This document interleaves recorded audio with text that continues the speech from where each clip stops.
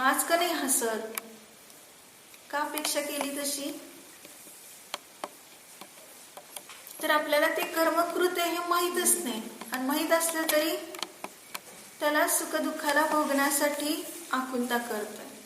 म्हणून आता मी फक्त एक स्वतंत्रपणे स्वतःला जाणणारा आहे आणि त्यालाच भोगणारा आहे, हे जर समजलं तर सगळी आकुलता संपून जाते. आकुलता कुठे आहे? सुखदुःखाचं वेदन करतो तिथंच आकुलता आहे.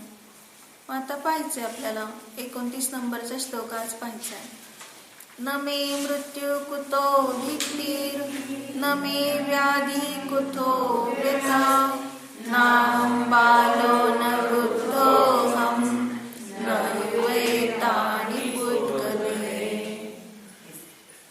न मे मृत्यू, मला मरण नाही. कुतः भीती, भीती कशी असणार? मला मरणच येत नाही म्हटल्यावर भय राहिलंच नाही. मे व्याधीही न, आणि मला रोगच होत नाही. तर कुतो व्यथा, तर व्यथा तरी कशी असणार, म्हणजे पीडा तरी कशी होणार? अहम बालः न, मी बालक नाही.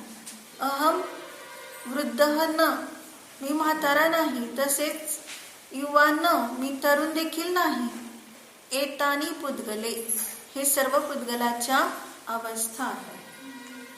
किती सुंदर सांगितलंय. आपण सतत 24 तास ज्यामध्ये भयभीत असतो तेच इथं सांगितलंय. कशाने भयभीत असतो? मला मरण येईल. पहिल्यांदा कोणतं घेतलं? न मे मृत्यू, मला मरणच नाही. पर्याय दृष्टीने पाहिलं तर काय चाललंय? शरीराचा वियोग क्षणाक्षणाला चाललेला आहे, पण किती अगदी एवढं निर्भय होऊन बसलंय की शरीर म्हणजे माझंच आहे आणि ते कधी सुटणारच नाही. म्हणजे अगदी आपण ज्याच्यात विश्वास ठेवायला नको त्याच्यात ठेवतोय विश्वास, आणि ज्याच्यात विश्वास ठेवायला पाहिजे तिथं करतोय अविश्वास. म्हणजे अमर स्वभावामध्ये अविश्वास आणि मृत्यूमध्ये विश्वास. म्हणजे मृत्यू आपल्याला येणारच नाही इतका विश्वास. म्हणजे ज्यामध्ये प्रत्येक समयाला हे आई कर्माचे निषेध खिरू लागलेले. ज्या क्षणी तो गर्भात आलेला आहे त्या क्षणापासूनच क्षरण चाललंय, पण आपल्याला काय वाटतंय? वाढते कुठलं? घटतंय. एक एक दिवस, एक एक क्षण, एक एक समय घटत चाललंय. पण आपण काय मोजतो? 1 वर्षाचा मोठा बाळ झाला, मोठा झाला म्हणतो, कमी झाला नाही म्हणून. मग 1 वर्षाने कमी झाला की मोठा झाला? कमी झाला. मग आपल्याला काय वाटतं? एखादी इष्ट वस्तू पाहिजे असेल, किंवा इष्टाचा वियोग झाला असेल, किंवा अजून बाजारातून आणायची असेल ती वस्तू, तर काय म्हणतो? आज नाही तर उद्या मिळेल, परवा मिळेल, वर्षांनी मिळेल, 2 वर्षांनी मिळेल. पण इकडे मी चाललो हे कुठे लक्षात आहे? 2 वर्ष संपवली ज्याला भेटण्यासाठी, तोपर्यंत आपले 2 वर्ष कमी झाले. त्यातले तू काय कमवलंस त्या 2 वर्षात? 2 वर्षांनी तुला ती वस्तू मिळाली, तुला वाटेल मी आनंदी आहे खूप, पण तू गमावलं सगळं. कारण 2 वर्ष अर्थध्यानात घालून तडपत होता तू. त्या 2 वर्षात इष्टाचा संयोग होण्यासाठी तडपत होता. म्हणजे तू शुद्धोपयोगापासून दूर झालास. काय मिळालं? म्हणून सांगितलं मला मृत्यू नाही. म्हणजे अमर आहे, जसा आहे तसाच आहे, जेवढा आहे तेवढाच आहे. अनादी काळापासून अनंत काळपर्यंत आहे तेवढाच, आणि आहे तसाच राहणार. काही स्वभावात फरक पडणार. ज्ञान, दर्शन, आनंद स्वभाव जो आहे तो आहे तसाच आहे. काय फरक पडला यात? आता आपल्याला वाटतंय चेहरा दुःखी आहे, काही सुद्धा बघा का दुःखी आहे. आलो किती दिवसातून पाहुण्यांच्याकडे, पण ते पाहुणे काय बघायला तयारच नाहीत माझ्याकडं. दुःख कशाने झालं? म्हणजे त्यांनी पाहिलं नाही म्हणून तू दुःखी. अरे रे, एवढा तुझा आनंद गुण इतका स्वस्त आहे का त्याला द्यायला? कोणाला? पाहुण्याला द्यायला. म्हणजे जर पाहुण्यांनी आपल्याकडे बघून स्मित केलं तर मला आनंद होईल, त्याच्याकडून घ्यायचं काय आणि तू त्याला देणार काय? दोघे एकमेकांना काही देत घेत नाही, फक्त विचारातून खेळ चाललाय.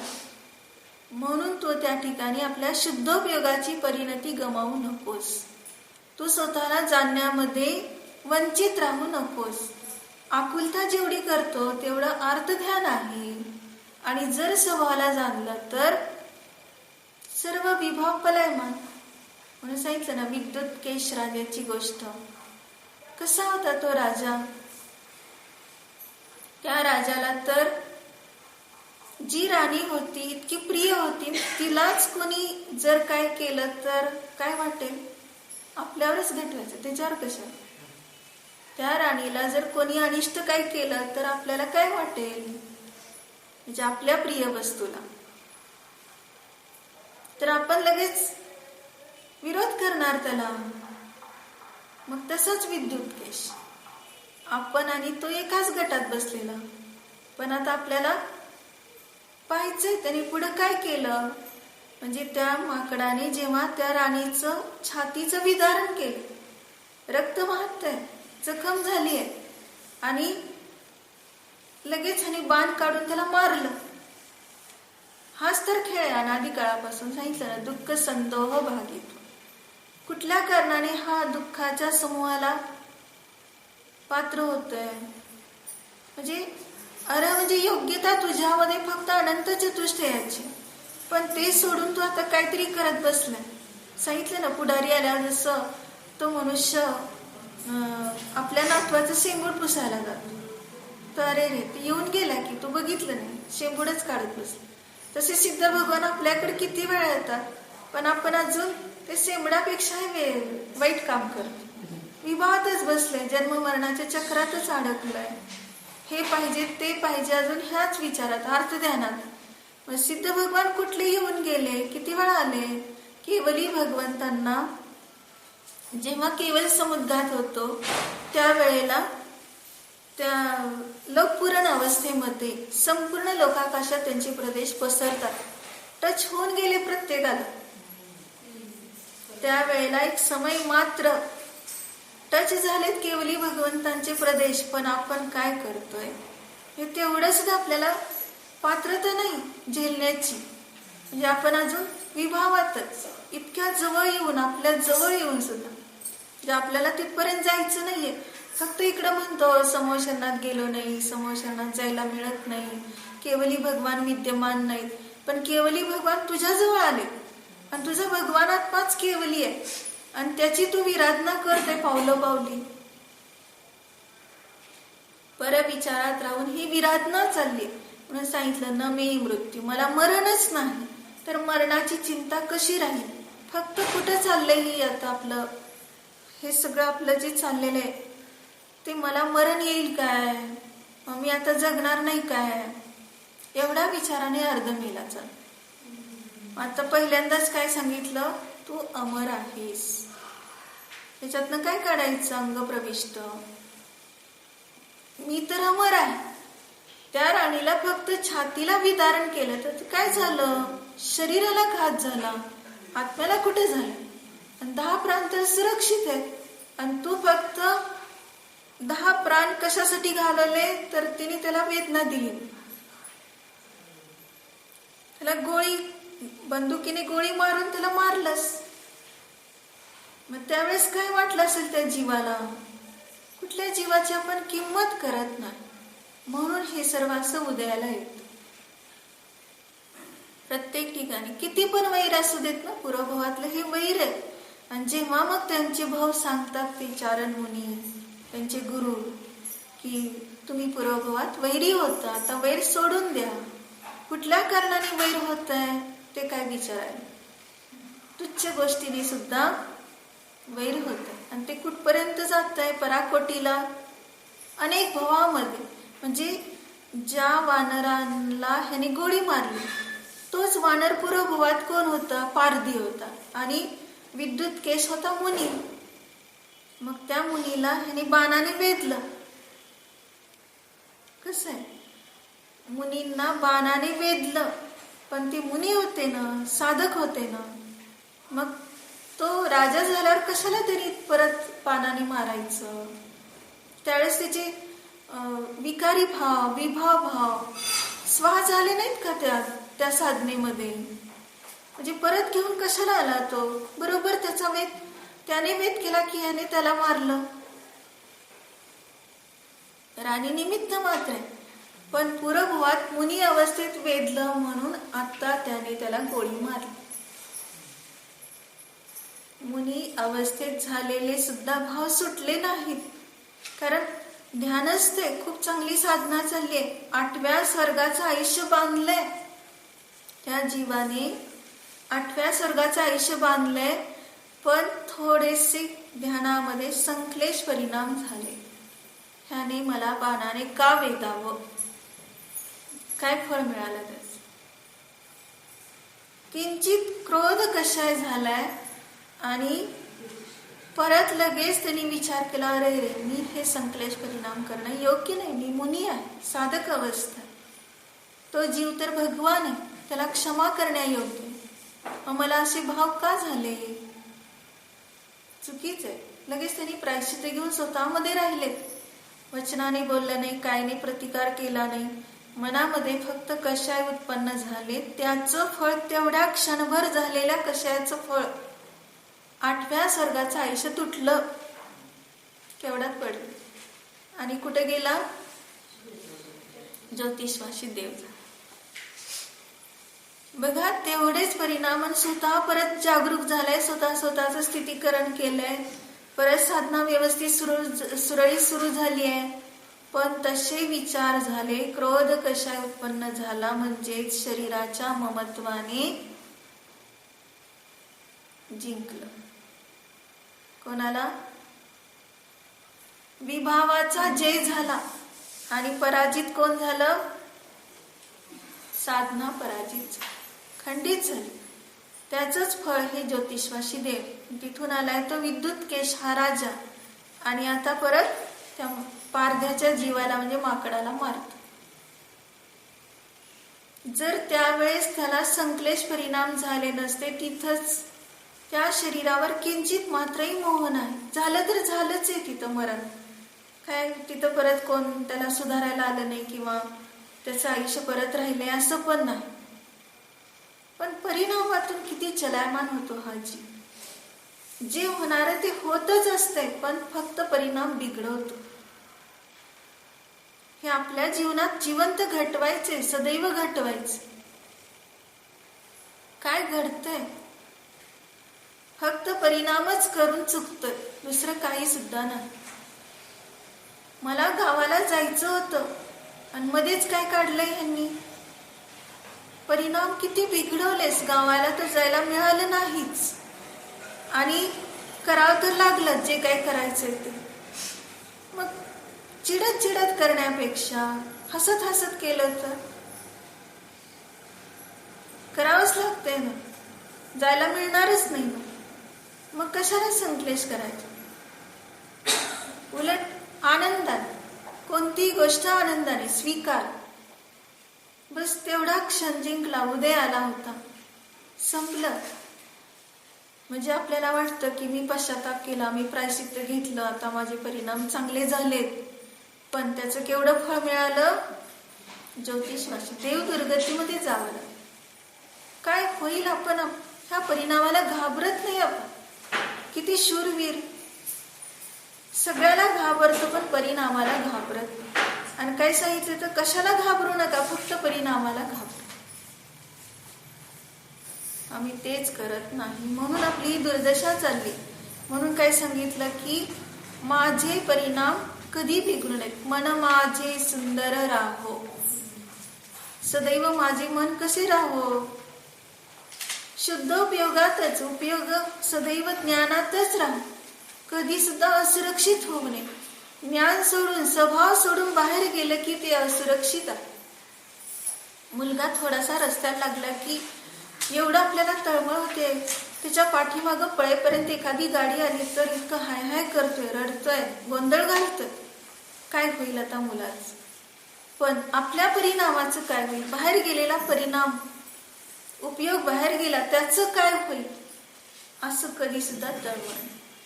म्हणजे इतकं आपण सुरक्षित ठेवलं जर त्या परिणामाला ज्ञानोपयोगातच राहिलं तर त्यासारखी दुसरी कुठली शक्ती नाही. अनंत बल ह्याचं वाढ.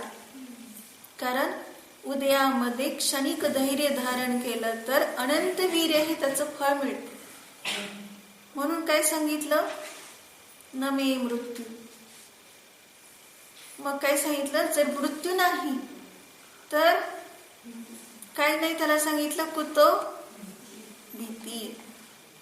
भीती कशी असेल, म्हणजे भय संपलं, कुठून पण काही पण होऊ देत. त्या मुनींना जे पारध्याने केलं होतं ना वेद बाणाने, न मे मृत्यू कुतो भीती, श्रद्धेत उतरलं, अंतरंगात परिणत झालं. रुची तीच. आता शरीराला काही झालं तरी ते शरीर माझं नाही, तो परिग्रह परकीय. आत्मरूपाने स्वीकारलेला फक्त आत्माच आहे. त्यामुळे आता भय राहिलं नाही. म्हणजे किती निर्भयपणे सांगितलं, निशंकम सततम च सहजम ज्ञानम सदा विंदती. ते प्रत्येक कलश सम्यक दर्शनाचे 8 अंग घेताना समयसार मध्ये सांगितलं, शेवटची ओळ, निशंक सतत स्वतःचं वेदन करणं. काय आहे, ज्ञानम सदा विंदती, ज्ञानाचं सदैव काय करतो, वेदन करतो.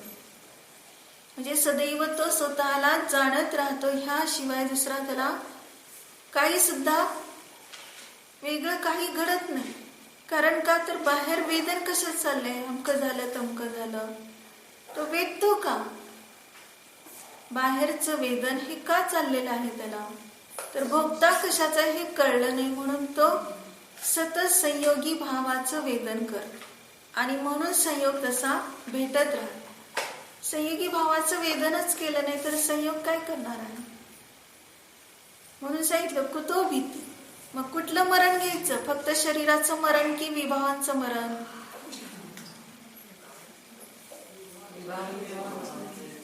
म्हणजे आता मला भीतीच नाही, असती सती विभावे तसे चिंतास्ती नव्हती. ही सुंदर कलशे नियमसार मध्ये असत असलेले विभाव असताना त्याची मला चिंता नाही, असत म्हटलं त्याला. म्हणजे असत म्हणजे त्याचं अस्तित्वच नाही माझ्या ध्रुव स्वभावात.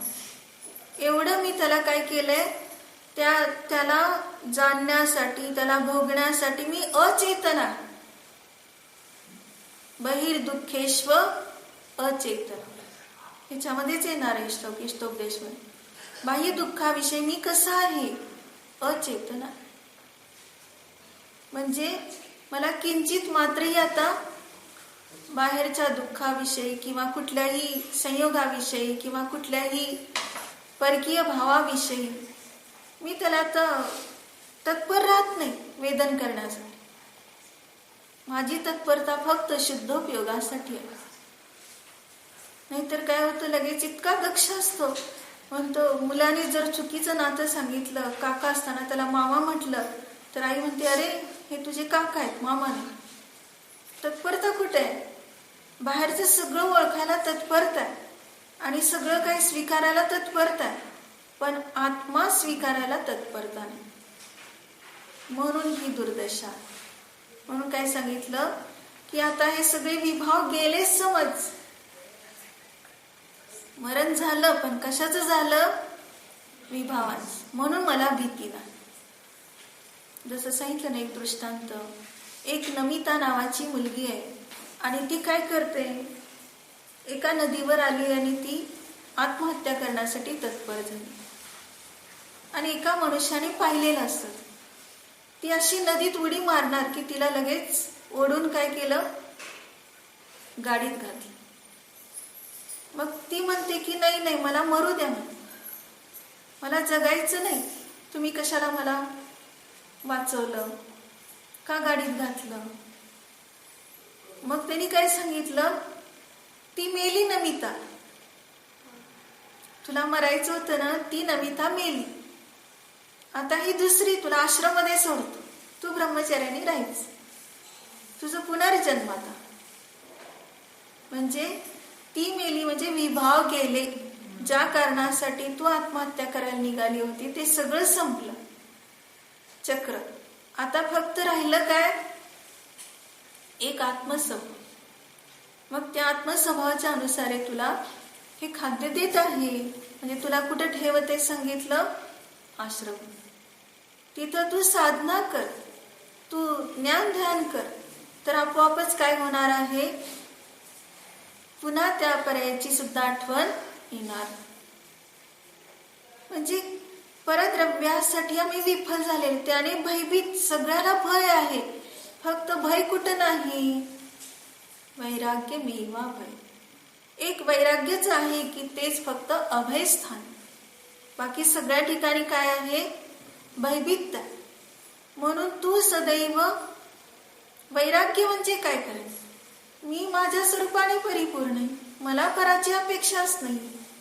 बस तिथं कुठली भीतीच नाही. जेव्हा अपेक्षा करते तेव्हा भीती. मला अजून 5 वर्ष जगायचंय, भीती आहे मरणाची, म्हणून तो तसं. पण मी अमरच आहे. मी तर सदैव आपल्या चैतन्य प्राणावर जगतोच. कशाला भीती आहे? तो निर्भयपणे आपलं जीवन यापन कर, फक्त एक आपल्या स्वभावातच. मग काय सांगितलं पुढं? मग भीती नाही. मग पुढं काय सांगितलं? न मे व्याधी, मला व्याधी पण नाही. मग मला व्यथा कशी असेल?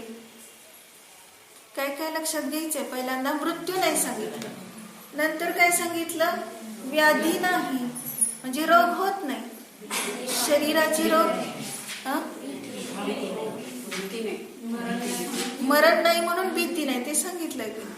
आणि आता व्याधी नाही म्हणून मला पीडा नाही. व्याधी असेल तर पीडा असेल. व्यथा म्हणजे पीडा. मग मला आता व्याधी म्हणजे कुठली व्याधी? शारीरिक व्याधी घ्यायची का मानसिक घ्यायची? मानसिक असते आधी, शारीरिक असते व्याधी, आणि संयोगात असते उपाधी. आधी, व्याधी आणि उपाधी.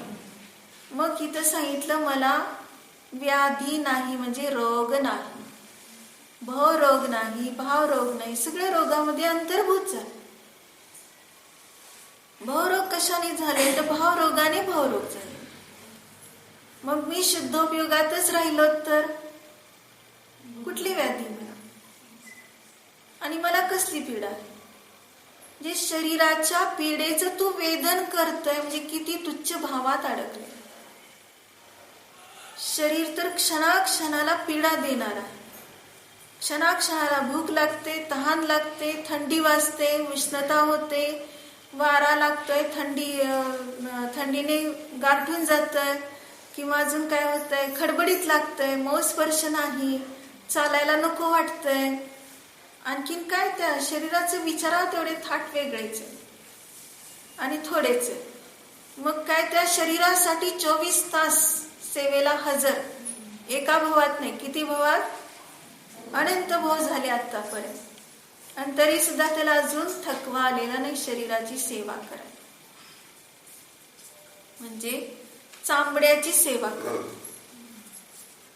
किती हीनतेला प्राप्त झालेला तू तर चेतन जातीचा आणि विजातीयाची सेवा करतेस.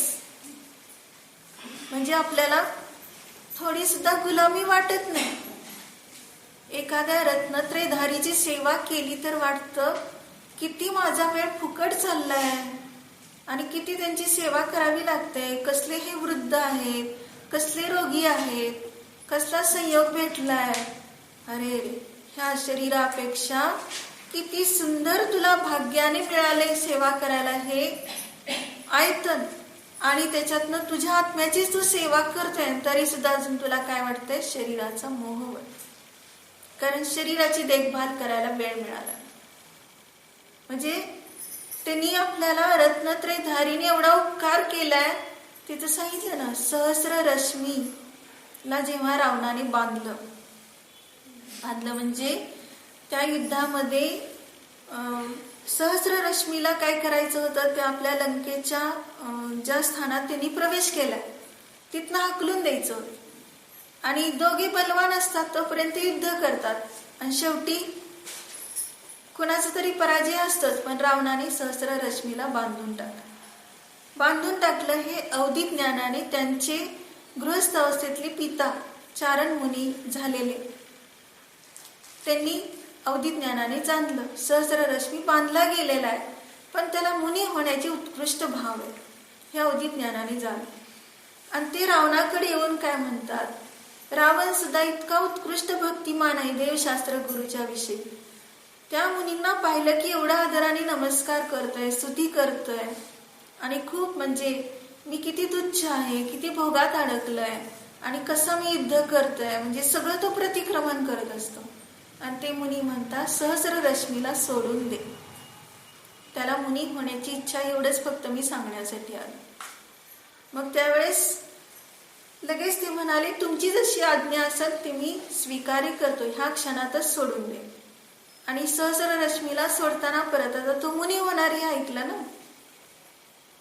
एवढं रावण सांत्वन देतो त्याला, म्हणतो तू काही असं खेद करू नको, तुझं अजून वय तसं नाही मुनी होण्याचं, तुला मी सन्मानाने ठेवतो, व्यवस्थित राहा, तू काही चिंता करू नकोस, पुढे तुझ्यावर अशी आपत्ती येणार नाही, सगळं संपत्ती वगैरे देऊन त्याला खूप आश्वस्त करतो. पण सहस्र रश्मी एक क्षण सुद्धा थांबायला तयार, वैराग्य थांबतच नाही कुठंच. लगेच त्याच्यावर पाणी, राज्यावर, संपत्तीवर, सगळ्यावर पाणी सोडून निघाला. हे निर्ममतेचं बल असा. आणि त्याच मुनींच्याकडे जाऊन त्याने दीक्षा पण घेतली. आपली साधना इतकी उत्कृष्ट केली की त्याला केवळ ज्ञान पण प्राप्त झालं आणि ते मोक्षालाही गेले. म्हणजे अशा रीतीने की कुठं परिणाम ते होते युद्ध करण्याचे आणि कुठं हे बदल झाला एवढा की जे आपल्या फक्त स्वभावातच राहिले. आम्ही का असं करू शकत नाही, आमचं बल असंच अनंत बल आहे, आम्ही सुद्धा हे करू शकतो, पण आपला उपयोग इकडे जात नाही, तोपर्यंत त्याची किंमत कळत. म्हणून काय सांगितलं की रत्नत्रयधारी आपल्याला मिळाले तर किती भाग्यवान आहे, ह्या शरीराला विसरायला मिळाले. पण ह्या शरीराला न विसरता मी काय करतोय, शरीराला जपतोय. माझी झोप झाली नाही, मला खायला मिळालं नाही, मला अंक झालं नाही, ह्यांच्या सेवेत दिवस चाललंय, रात्र चाललंय, आता मी माझं काय करायचं की नाही, माझं काय आहे की नाही. अरे तुझं काय आहे, जे रत्न प्रवचन सार मध्ये चरणानी योग चुलिकेमध्ये सांगितलं, शुद्धोपयोगीची सेवा शुभोपयोगी करतात.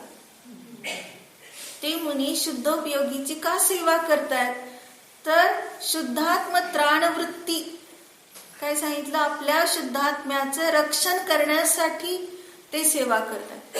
ते जसे निरंतर शुद्धोपयोगात राहतात तसंच मला राहायला मिळो ह्या भावनेने त्यांची सेवा करतात. म्हणजे ते मुनी दुसऱ्या मुनींची सेवा करताना सतत विचार कुठला आहे की मी जास्त म्हणजे गौण रूपाने शुद्धोपयोगात आहे, ते मुख्य रूपाने शुद्धोपयोगात आहे, मला सुद्धा अशाच पद्धतीचे भाव होत, मी सुद्धा अभिक्षण निरंतर ज्ञानोपयोगात राहा ह्या भावनेने सतत चाललंय. हे सगळे मोक्ष मार्गस्थ असलेले साधक या ठिकाणी जर असं विचार करतील, बाहेर भटकतील, हा विभावांची सेवा करतात, त्या विभावाची आम्हाला सेवा करायची नाही.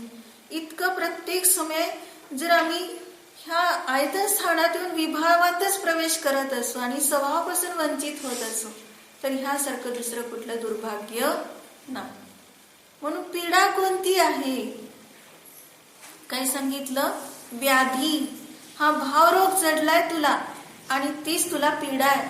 पण सांगितलं माझ्या ध्रुव स्वभावात भावरोग नाही, भावरोग नाही, त्यामुळे मला कसली पीडा नाही, मी अतिंद्रिय आनंदात आहे, मजेत आहे, काही सुद्धा झालेलं नाही. फक्त परिणाम, मनाची अनुकूलता असेल तर सर्व अनुकूल आहे, मनाची प्रतिकूलता असेल तर सर्व प्रतिकूल आहे. फक्त आपला उपयोगच वळवण्याची दशा राहिली आणि तेवढं वळवलं तर सगळे विभाव संपले. म्हणून काय सांगितलं, नाहम बाल, मी बाल नाही, मी वृद्ध नाही, मी तरुण नाही. हे सगळ्या पुद्गलाच्या अवस्था आहेत. म्हणजे बाल, वृद्ध, तरुण ह्या शरीराच्या अवस्थेकडून पाहिलं तर वाटतंय बालवृद्ध तरुण, पण आता बाल म्हणजे अज्ञानी. मी काय असा शुभ अशुभ भावात राहणारा बाल नाही. मी सदैव शुद्धात प्रवेश करणारा काय आहे, एक आत्मज्ञानी आहे. त्यानंतर काय सांगितलं, वृद्ध नाही. वृद्ध नाही म्हणजे कोणी गर्व करेल मी आता अनुभवाने वृद्ध झालोय, म्हणजे कुठल्या अनुभवाने, बाहेरचा अनुभव नाहीच घ्यायचा. आत्मानुभूतीने वृद्ध झाले म्हणजे वारंवार मी आता आत्मानुभूती घेतो. तर इथं काय सांगितलं, नवतत्वामध्ये नवतत्वगतत्वे यदेकत्वम न म्हणजे नवतत्वाला जाणून सुद्धा जो त्यातले एकत्व सोडत नाही. म्हणजे व्यवहार नयाने संवर निर्जरा मोक्ष करणारा सुद्धा मी नाही. त्यापासून भिन्न एक ज्ञानानंद स्वरूपी आत्मा आहे. म्हणून मला असं काही मी वृद्ध हे अनुभूतीने ह्याचाही गर्व होणार नाही, कारण ते मी करणार नाही. माझा उपयोग सतत कुठं आहे, एक निज ध्रुवाच्या आश्रयाने राहते. आणि मी तरुण पण नाही. म्हणजे कुठली तरुण अवस्था घेतली, मी सदैव कशात असतो, माझ्या शुद्ध उपयोगाला कधी मी जीर्ण करत नाही, चिरकाल त्याला तजेल ठेवले. हा सुद्धा गर्व नाही किंवा ठेवू शकत नाही, म्हणून हीनदीनता नाही. म्हणून सांगितलं हे सर्व अवस्था ह्या जो विचार करतो ते पुद्गलमय, म्हणजे हा जो परकीय विचारच माझ्या मनाला स्पर्श करू नये. म्हणजे काय सांगितलं, फक्त क्रोध झाला तर त्याला चांडाळ म्हणतो, पण बाकीचे शुभ भावांना काय म्हणायचं, ते सुद्धा पुद्गलाच्या जातीचे. क्रोध पुद्गलाच्या जातीचा, त्याला म्हटले चांडाळ. आणि शुभभाव धर्म आहे का, त्याला जपून ठेवण्यासारखे का, ते स्पृश्य आहे का, ते सुद्धा अस्पृश्य आहे. माझ्या ध्रुव स्वभावामध्ये किंचित मात्रही त्याचा स्पर्श नाही. मी फक्त शुद्धोपयोगात राहणारा, शुद्धोपयोगाने परिणत होणारा असा एक न्यायिक स्वभावी आहे. म्हणजे हे सगळी विशेष नाही. 1008 नावं आपण देऊ आणि 1008 नावाने आपण म्हणू भगवान असे आहे, ते 1008 लक्षणाने सहित आहे. तुझी बुद्धी तिथपर्यंत पोहोचली 1008 नावापर्यंत, पण भगवान कसे, वचनाने सांगू शकत. भगवान म्हणतात माझी स्तुती कोणी करू शकत, मी पण म्हणतो माझी कोणी स्तुती करू शकत, माझी निंदा कोणी करू शकत. माझी म्हणजे आत्म्याची, भगवंतांच्या आत्म्याची स्तुती कोणी करू शकत नाही, माझ्या आत्म्याची देखील कोणी करू शकत. कारण माझा आत्मा केव्हा स्तुत्य आहे, माझ्या अनुभूतीने स्तुत्य. एवढी प्रशंसा, आत्मख्याती, जेव्हा मी स्वपरभेद विज्ञानाची विवेक ज्योती लयाला न जाता त्याला तजेल ठेवतो, तेव्हा माझी आत्मख्याती अशी प्रसिद्ध होते, किंचित मात्रही त्याच्या पराच्या स्तुतीची आवश्यकता नाही. आणि हे सगळे पुद्गलमय जड शब्द, आणि ते सगळे लखलाप झाले शरीराला, ते झाले सर्व पराला, पण आत्म्याला काहीच पोहोचलं नाही. ते जशी निंदा पोहोचत नाही तशी स्तुती सुद्धा पोहोचत नाही, स्तुती पोहोचत नाही तशी निंदाही पोहोचत नाही. दोन्हीच्या अतीत एक माझा स्वभाव जसा आहे तसाच आपण जाणीवेत घेतला, निरपेक्षपणे सहज जीवन जगू लागला. म्हणजे मला ओळखणारा कोण आहे, माझ्या स्वसंवेदन ज्ञानाने मीच माझी पारख करून स्वतःला ओळखणार. आणि मी ज्या वेळेस दुसऱ्याकडून इच्छा करतो तू मला ओळखलंच नाही, लगेच काय म्हणतो, मी किती चांगले भाव केले तू मला ओळखलं नाही. कशाला ओळखायला पाहिजे, तो काय तुझ्या आत्म्याची अनुभूती घेतोय का, अनुभूती घेत नाही तर ते सर्व फोल व्यर्थ. आत्म्याची अनुभूती घ्यायला तू फक्त समर्थ. म्हणून या आत्म्याला झेलण्याचं सामर्थ्य फक्त तुझ्यात आहे. तू एकटाच त्याचा मालक आहे, दुसऱ्याला मालक बनवायला जाऊ. कोणाकडून स्तुतीची अपेक्षा केली तर तू काय केलं, आपलं स्वामित्व त्याला दिलं. आपल्या इस्टेटीचा मालक तू एकटा आहे, अनंत काळपर्यंत त्याचा भोग घेणारा तू एकटा आहेस. दुसरा कोणी सुद्धा त्याचा भागीदार होऊच शकत नाही. पण ज्या वेळेस तू अपेक्षा करतो, म्हणतो किती चतुर आहे, किती सुंदर आहे, आनंद झाला, म्हणजे तू आपलं स्वामित्व त्याला देऊन टाक. म्हणजे आपल्या प्रदेशावर त्याचं पण राज्य स्वीकारलं, विभावांचं, त्याचं म्हणजे विभावाचं राज्य स्वीकार. किंचित मात्रही तू पराचं राज्य स्वीकारणारा नाही. तुझे प्रदेश त्यासाठी नाही. ढिगारो ठिकाणी रहीनच जाय. काय म्हटलं? एवढा मोठा ढिगारा विभावांचा ठिकाणी न राहायचं. तरंतारण स्वामी सांगितले ना की काय सांगितलं, ठिकाण्यावर राहतच नाही तो, एक स्वभावात आला की सगळा ढिगारा ढासळून पडतो. म्हणून तुझ्या असंख्याक प्रदेशावर एवढे विभावाचे ढीग होते, ते सगळे ढासळून पडले, कारण ते भाड्याचं घर होतं. भाड्याचं घर खाली करावं लागतंय, तरी काम करावं लागतंय. म्हणून सांगितलं आता एक काही प्रदेशावर तुला स्थान नाही. क्रोध, मान, माया, लोभ, काम वगैरे जितके विकारी भाव आहेत ते सगळे भाड्याने राहत होते तुझ्या प्रदेशावर. पण आता तिथं अनंत गुणांचं साम्राज्य प्रस्थापित झालंय. काही भीती नाही आता. तुझा तू एकटा मालक, भोगत राहा. बाकी कोणाचं प्रभुत्व तिथं चालणारच नाही. मग एवढी अबाधित व्यवस्था आपल्या आत्मप्रदेशात असताना देखील आपण काय करू लागलोय, कसला विचार करतोय, कुठं वाहवत चाललंय, किती दुःखी होतंय, कसं होईल तो माझ्याशी नाही बोलला तर. अरे तुझे प्रदेश अमीट आहे, संपत नाही, नष्ट होत नाही. हा किती प्रेम करतोय, किती चांगलंय. तुझ्या प्रदेशात काही वाढच झाली नाही. कशासाठी उरळून गेलास? कुणाच्या प्रेमाचं भिकारी होतोयस आणि कुणाच्या द्वेषामध्ये दुःखी होतोयस किंवा घाबरून जातोयस. हे सर्व परकीय भाव, पुद्गलमय अवस्था, ह्याच्यात किंचित मात्रही आपलं काहीच नाही. तू सदैव स्वतःचा स्वीकार कर, स्वतःमध्ये राहा. स्वतःचा जोपर्यंत परिपूर्ण स्वीकार करत नाही तोपर्यंत ही दुर्दशा चालते. पण किती आपल्याला एक एक श्लोक म्हणजे एक एक रत्न दिले पूज्यपाद आचार्यांनी, पण ते रत्न झेलण्याची आमच्यामध्ये ताकद नसेल तर म्हणतो काय नाही, म्हणजे ती आपल्याला आवडत नाही, उगाच काहीतरी आहे, रोज आत्मा तेच सांगणार. काय त्याचं तेज आहे? त्या रत्नाचं तेज कळायला भेदविज्ञानी पाहिजे. भेदविज्ञानी हा रत्न पारखी आहे आणि तो बरोबर आपल्या हिऱ्याची किंमत करून बरोबर जे असली आहे ते ठेवणार, नकली आहे ते फेकून. सांगितलं होतं ना एकदा की दरबारात 2 हिरे आणले रत्नाच्या व्यापाऱ्याने, आणि ते 2 हिरे आणल्यानंतर सांगितले ह्याची पारख करा, कोण करतंय, असली कोणता आणि नकली कोणता ओळखा. सगळे पळायला लागले. तर आपल्याला काय करणार आहे, म्हणतो रत्नाची पारख आपल्याला काही येणारच नाही. मग म्हटले तुम्हीच सांगा आता, आम्हाला काही येत नाही.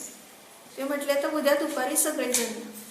मग सगळेजण येण्याच्या पूर्वी त्यांनी ते 2 हिरे उन्हात ठेवले आणि म्हटलं तर प्रत्येक जण तपास करा. म्हटले तुम्हाला कसं ओळखायचं ते सांगा. त्या 2 हिऱ्याला स्पर्श करून या. मग सगळेजण स्पर्श करतात, म्हणतात एक हिरा थंड आणि एक हिरा खूप गरम.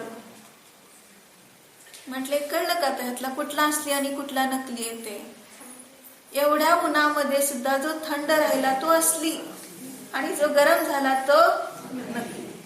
तसं किती आम्ही ह्या जन्ममरणाच्या चक्रात फिरलो तरी सुद्धा थंडच राहिलो, म्हणजे निज ध्रुवात्म्यामध्येच राहिलो, पराधीन झालो नाही. खरा हिरा. आणि जर क्रोधादी रूपाने परिणत झालो तर नकली. मग बघा आता आपल्याला काय पाहिजे, कसं राहायचंय. स्वतःमध्ये राहिलो तर सहज परम शांतीला प्राप्त.